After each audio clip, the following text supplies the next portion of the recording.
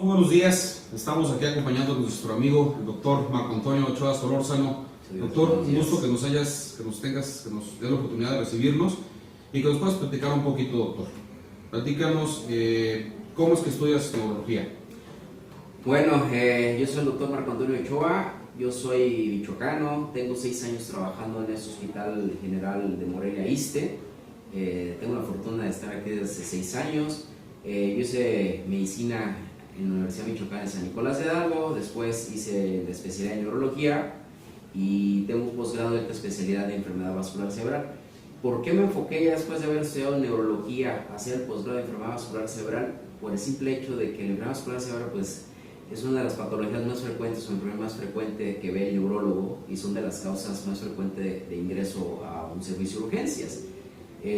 Por eso fue la decisión de haber hecho parte de la neurología del posgrado de enfermedad vascular cerebral, de hecho. Perfecto. Hoy, 29 de octubre, estamos celebrando el Día Mundial de la Enfermedad Vascular Cerebral. Platícanos un poquito sobre qué es la enfermedad vascular cerebral, doctor. La enfermedad vascular cerebral, valga la redundancia, es una enfermedad crónica que tiene factores de riesgos previos en el individuo. Es un paciente diabético, es un paciente hipertenso, es un paciente fumador, es un paciente gordito, sedentario, con problemas de cardiopatías, problemas de malnutrición, problemas de colesterol, triglicéridos, etc. En las cuales el proceso de enfermedad ocurre durante muchos años y en algún momento de su vida va a desencadenar lo que se llama un ataque cerebral. Eso es lo que se conoce como enfermedad vascular cerebral. Es como la definición como que mucho más actualizada. Sin embargo, una definición que se ha manejado durante muchísimos años es una alteración neurológica súbita en la cual un enfermo deja de mover súbitamente la parte derecha o la parte izquierda del cuerpo, brazo y pierna de un solo lado, tiene alteraciones del lenguaje, tiene desviación de la cara y eso es lo que se conoce como una enfermedad vascular cerebral. Se han utilizado muchos términos coloquiales que la gente conoce perfectamente bien, aunque no sean médicos, como es el término de embolia. Embolia es cuando ocurre el taponamiento de una arteria del cerebro por un coágulo. Y la otra lenguaje, otro término coloquial es lo que se conoce como derrame cerebral. Es cuando, a diferencia de la embolia, ocurre en este caso una ruptura de una arteria del cerebro y de hecho la causa más común es por hipertensión arterial, ¿no? Al final de cuentas es alteraciones neurológicas súbitas en las cuales un individuo deja mover la mitad del cuerpo, un brazo, una pierna, se le va a la boca chueca, tiene problemas para hablar. Y en algunos casos, cuando ocurre algún derrame, alguna hemorragia cerebral, es un dolor de cabeza intenso, ¿sí? Dice la gente, el peor dolor de cabeza que puede tener en su vida. Llega a tener alteraciones de la conciencia, cae inmediatamente desmayado y en algunas ocasiones deja de mover igual la mitad del cuerpo. ¿Qué es a lo que va también mi siguiente pregunta, doctor? ¿Qué tipos de enfermedad cerebral existen? ¿Qué tipos de enfermedad vascular cerebral? Retomando la clasificación como tal, lo que les había comentado, hay dos grandes grupos. Uno son los pacientes en los cuales ocurre la obstrucción de una arteria del cerebro por un coágulo que se puede desprender de arterias llenas de grasa, principalmente las principales arterias que llevan sangre al cerebro, que son las carótidas, o bien puede ser secundario a coágulos que se desprenden del corazón, específicamente por arritmias. Eso condiciona algo que se llama isquemia. Isquemia es la falta de sangre en un territorio de una parte del cerebro y consecuentemente ocurren las manifestaciones que le habéis comentado. Y la otra es los pacientes en los cuales ocurre la ruptura de una arteria del cerebro y que consecuentemente lleva a provocar una hemorragia cerebral. 80% son embolias o isquemias por oclusión de una arteria y 20% más o menos son por ruptura de una arteria del cerebro, la mayoría de las veces por hipertensión. Sin embargo hay otras causas, como cuál, relacionado a aneurismas. Los aneurismas son chipotes o saquitos en forma de globitos, eso lo podemos decir en forma coloquial, que salen en las arterias del cerebro y cuando se rompen llega a provocar un derrame cerebral, una hemorragia cerebral y llega a provocar un dolor de cabeza súbito, intenso, que la gente lo refiere que es el peor dolor de cabeza en su vida. Y esos son los subtipos o clasificaciones como tal de la enfermedad vascular cerebral. Perfecto. ¿A qué porcentaje, un aproximado, estadísticamente hablando, en qué porcentaje de población se puede dar ese tipo de enfermedades vasculares cerebrales? En cuanto a niños, adultos, adultos mayores, ¿cómo va y cómo se puede detectar? La mayoría de los eventos vasculares cerebrales dice que la enfermedad vascular cerebral no respeta edades. Sin embargo, dado los factores de riesgo específicamente para una embolia cerebral, por la oclusión de una arteria del cerebro por un coágulo lleno de grasa también. La mayoría de los eventos ocurren arriba de los 60 años de edad. Sin embargo, hay casos generalmente también en gente de menor de edad que se considera como infartos en paciente joven, y son pacientes o personas en los cuales no hay factores de riesgo vascular como diabetes, presión alta, tabaquismo, sedentarismo, obesidad, etc. Y ocurren otro tipo de alteraciones que pueden ser problemas de coagulación en forma genéticas o hereditarias, ruptura o desgarro de la pared de las arterias. Al desgarrarse el interior de las arterias hace que se cierre súbitamente y se ocluya por completamente la circulación, o problemas, por ejemplo, en gente más joven de cardiopatía, es decir, problemas de cardiopatías congénitas, comunicaciones entre las cavidades derechas y cavidades izquierdas del cerebro, del corazón, perdón, también puede llegar a provocar como tal este tipo de situaciones.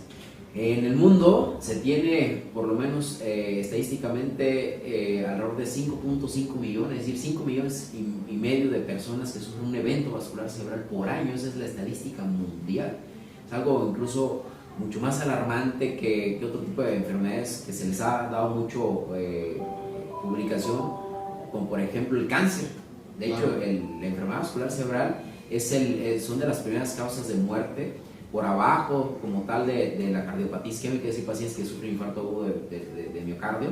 La enfermedad vascular cerebral ocupa la segunda causa de muerte y sigue siendo la primera causa de incapacidad en el mundo. Entonces, estadísticamente tenemos mucho más incidencia. Y es poca la difusión que se llega a hacer de este tipo de enfermedades, ¿no? Desgraciadamente sí, lo que les había comentado, son de las primeras causas de ingreso a nuestro hospital y a hospitales en todo el mundo, y como tal, desgraciadamente celebraron nada más un día al año, sin menospreciar, por ejemplo, otro tipo de enfermedades como cáncer. Se les puede llegar a dar incluso hasta todo un mes, ¿sí?, para hacer como tal difusión.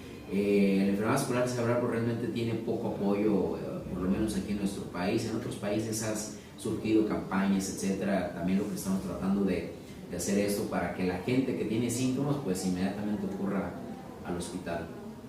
Correcto.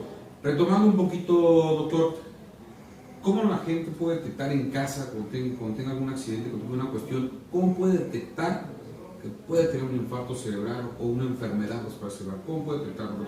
Sí, ya he comentado, los síntomas son muy específicos como tal, y de hecho incluso dentro de las campañas que se ha dado en el mundo acerca de la enfermedad vascular cerebral, se han hecho trípticos, se han hecho publicaciones con dibujitos, etcétera.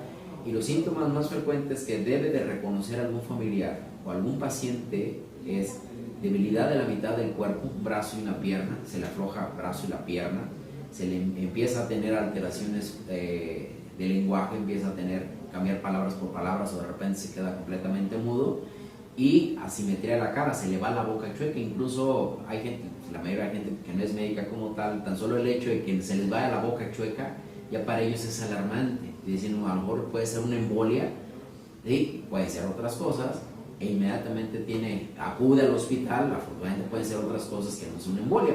Esos son los síntomas principales, específicamente hablando de un infarto cerebral o embolia cerebral. Cuando tiene por lo menos uno síntoma de los tres, tiene arriba del 70-80% de posibilidades que esté ante un evento vascular cerebral. Y cuando se rompe una arteria del cerebro, cuando da una hemorragia cerebral o derrame cerebral, puede tener los mismos síntomas.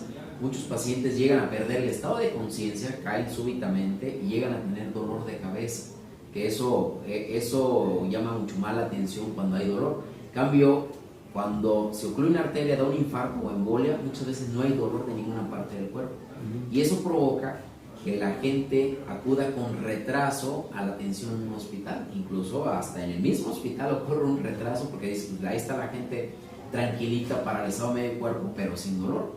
Claro. Que muchas veces, a diferencia del infarto del corazón, la gente llega con el dolor en el pecho, ¿sí? Y aunque a veces no sea un dolor propiamente coronario por un infarto del corazón, la gente se asusta e inmediatamente acude al servicio de urgencias. En cambio, cuando ocurre una embolia cerebral, muchas veces no duele la cabeza, no hay ningún síntoma de dolor, y la gente a veces lo deja pasar, tanto así que provoca el retraso en la llegada a un hospital al servicio de urgencias, y consecuentemente pues un mal pronóstico de los enfermos. Para este caso, cuando ya la persona está aquí en un servicio de urgencias, específicamente en el Hospital Regional de Ixte, ¿qué tipo de servicio tenemos para poder detectar, prevenir y curar alguna enfermedad vascular cerebral? Como parte del diagnóstico de la atención primaria en el servicio de urgencias tenemos todos los recursos.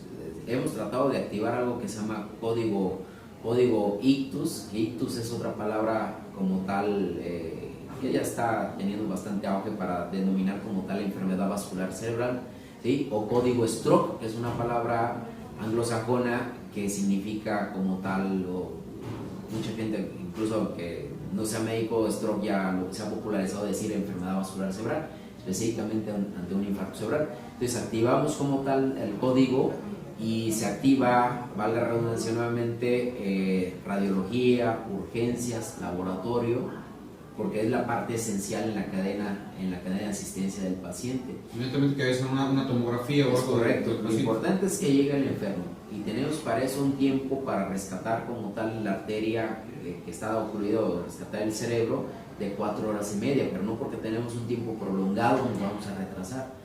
Entre menos tiempo utilicemos en el diagnóstico y en el tratamiento, mayor va a ser la cantidad de cerebro que lleguemos a rescatar. Consecuentemente, por cada unidad de tiempo se va muriendo miles, millones de neuronas. Entonces, cuando lleguemos después de 1 hora, podríamos tener un envejecimiento del cerebro más de 3 años. Entonces, lo ideal es tratar los primeros 60 minutos, ¿sí? Y realizar un diagnóstico. El servicio de urgencia está capacitado, debe capacitarse si es que no está. Activar el servicio de radiología, solicitar un estudio de tomografía, por lo menos. En algunos hospitales donde se encuentra resonancia, como por ejemplo este hospital, tenemos el recurso de hacer resonancia. Que somos de los pocos hospitales, ¿no?, que tenemos todo. Exactamente, sí. Y tenemos una sala de hemodinamia para, en algunos casos especiales, en los cuales son coágulos grandes que están provocando infartos o lesiones grandes. Tenemos el recurso de entrar con el paciente a la sala de hemodinamia, hacer un cateterismo cerebral para poder sacar como tal el coágulo que está ocluyendo la arteria del cerebro. Perfecto. Y en estas fechas, hoy 29 de octubre, ¿qué tipo de actividades realiza, a lo mejor no solo el sino en el sector salud en general, que usted sepa, qué actividades realiza para que la gente tenga conocimiento y haga la prevención de una enfermedad? Existe una campaña mundial contra la enfermedad vascular cerebral, cada 29 de octubre se está celebrando, y al final de cuentas aquí en México lo que hemos tratado de hacer, o localmente lo que se ha tratado de hacer en este caso, es inscribirnos a la campaña de la Organización Mundial de Enfermedad Vascular Cerebral para hacer campañas de difusión. Y algo que es algo muy importante, lo que les es el retraso en la atención, el retraso en la llegada del enfermo al servicio de urgencias, y volviendo el tiempo de cerebro. Entonces, ahorita el enfoque sobre todo es hacia la población no médica que reconozca los síntomas, que acude inmediatamente al servicio de urgencias, que 1 de cada 6 personas en el mundo puede tener un evento vascular cerebral, que afortunadamente es prevenible en más del 80% de los casos, y eso estamos enfocados a hacer trípticos, pósters, pláticas con personal de enfermería, personal no médico. Años anteriores hicimos algún evento en el ISSSTE mucho más grande, con los adultos mayores, regalamos playeras, etcétera, para que la gente reconozca los síntomas. Y una vez reconociendo los síntomas, pues ahora la cosa también importante es el adiestramiento hacia el personal médico, ¿sí? Porque el enfermo puede llegar y exigir un tratamiento. El problema es que el médico que lo va a atender sepa cómo tratarlo, y eso es otra de las grandes barreras que nos encontramos al día. Entonces ahorita las campañas, por ejemplo este año la campaña de la Organización Mundial de la Enfermedad Vascular Cerebral está enfocada hacia los pacientes que una vez que tienen un evento, ¿sí?, se tienen que recuperar. Muchos pacientes quedan con secuelas arriba del 30%, 30% fallecen y 30% se recuperan al 100%. Entonces, prevenible, y no dejar que una vez que les ha ocurrido el evento, dejarse caer, y hay que hacer la prevención secundaria. Perfecto, doctor. Preguntarte, ¿hay cursos de capacitación constante a lo mejor para el personal que está en área de urgencias, en área de choque, en área de primer impacto con la derechohabiencia que llega un paciente? ¿Hay cursos, alguna forma que se dé a ellos capacitación? Sí, claro. ¿Se da aquí en el ISSSTE o no se ha podido dar? Se ha dado, quizá el año pasado se dejó de dar. Este año yo traté de enfocarme más al personal de enfermería, ¿sí?, pacientes de enfermería, personal de enfermería que labora en este hospital. El año pasado hicimos un seminario que se incluyó como tal en enfermedad vascular cerebral, se invitó a los médicos de las diferentes unidades de medicina familiar. Hace 2 años se hizo un seminario grande, incluso hicimos hasta un simulacro en el helicóptero, etcétera, tuvimos gran aforo de gente. Y este año empezamos a hacer con el jefe del servicio de urgencias un protocolo, ahora sí como que una serie de pasos para no violar protocolos, y que una vez que hemos logrado que la gente llegue inmediatamente al servicio de urgencias, sepa el personal de urgencias qué es lo que tiene que hacer y cómo lo debe de hacer, ¿sí? Es algo laborioso, es quitarnos y romper muchas barreras, tenemos parte del apoyo de la dirección y de la administración de este hospital, pero no es únicamente de una sola persona, tenemos que colaborar bastante gente. Entonces el problema a veces que nos enfrentamos es eso, al nihilismo que existe en mucha población médica, ¿no? La parte administrativa, subrogar estudios, etcétera. Pero a final de cuentas es no desistir y seguir adelante contra la lucha. Perfecto, doctor. ¿Algún comentario final que quieras hacer, tanto a la derechohabiencia o al personal médico? Que reconozcan los síntomas. En este Hospital Regional de Morelia Iste tenemos todos los recursos necesarios para poderles ayudar a los enfermos. Con el fin de evitar que el 30% de la población se quede incapacitada para el resto de su vida, se quede encamada, se quede incontinente, se quede alimentada con una sonda de alimentación permanente, y romper ese 30%, incrementar a más del 50, 60, a lo mejor hasta en el 100% de los casos, que la gente recupere su funcionalidad, que la gente regrese a reanudar sus actividades. También invitar a la población médica que acuda a los cursos de capacitación, que acuda cada año hacemos una reunión con parte de la Asociación Mexicana de Enfermedad Vascular Cerebral, la MEVAS, se realiza en diferentes sedes. El año que viene va a ser en la ciudad de Monterrey. Dice, la educación y la academia cuesta, hay que invertirle muchas veces y no esperar sentados a que alguien, nomás por rebosamiento o por conocimiento, sin leer, adquiramos recursos académicos. Hay que aprender constantemente en la parte diagnóstica, en la parte del tratamiento, y bueno, parte de lo importante de todo esto es prevenir. Muchas veces no queremos tratar a los enfermos ya cuando llegan con esta incapacidad, y la parte importante, como cualquier otra enfermedad grave, crónica, incapacitante y mortal, sigue siendo como tal la prevención primaria. Perfecto. Les agradecemos su tiempo. Estamos aquí en el Hospital Regional del Iste en Morelia. Agradecemos el tiempo del doctor Marco Antonio Ochoa Solórzano, neurólogo, especialista aquí en nuestro hospital, y ojalá este mensaje pueda llegar a todos los derechohabientes y tengan una idea más clara de cómo poder detectar una enfermedad vascular cerebral. Muchísimas gracias, doctor, y estamos en contacto. Sí, gracias.